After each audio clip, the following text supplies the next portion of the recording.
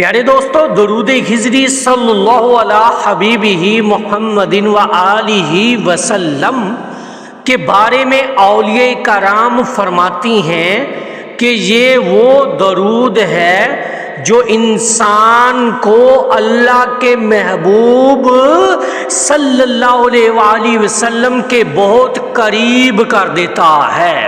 اکثر لوگ پوچھتے ہیں کیا چھوٹے درود کا ثواب بھی اتنا ہی ہے جتنا بڑے درود کا؟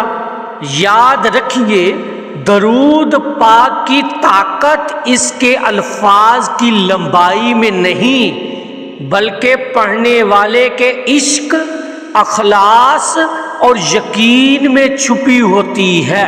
تو درود خضری کے الفاظ پر غور کریں۔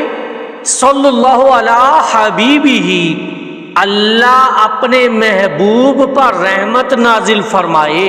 محمد جو کائنات کی سب سے عظیم ہستی ہے، وآلہ واصحابہ، اور ان کی آل اور اصحاب پر، وبارک وسلم، اور برکت اور سلامتی نازل فرمائے۔